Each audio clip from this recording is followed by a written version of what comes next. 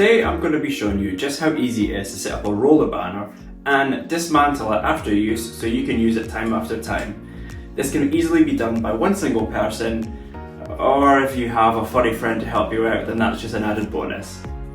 All of our roller banners come in a handy carrying case for easy transportation. Begin by removing the roller banner cassette from the case.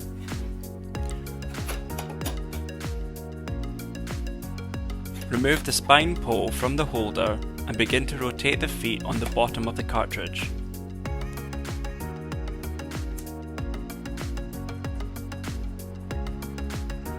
The poles have an elasticated string inside and fasten together, a bit like a tent pole. Insert the pole into the back of the cartridge, making sure that you secure it with the stopper at the bottom. Then stand on the cartridge's feet while pulling the banner out.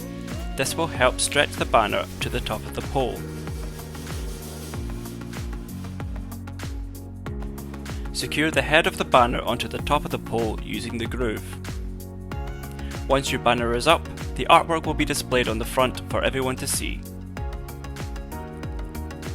To disassemble the banner, first unclip the head of the banner from the pole. Slowly let the banner retract back into the cartridge, watching that you don't scrape the vinyl on the side of the cassette. Remove the pole from the base and break it down. Fold the feet back into the cartridge and tuck the pole safely back into the holder.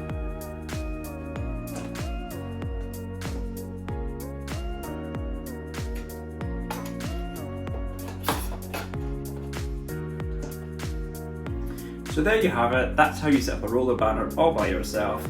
Roller banners are excellent for exhibitions, trade shows, if you have a small business, reception areas, the list goes on. Just don't rely on your co-workers to help you out when you're trying to build it up, because it's pretty useless.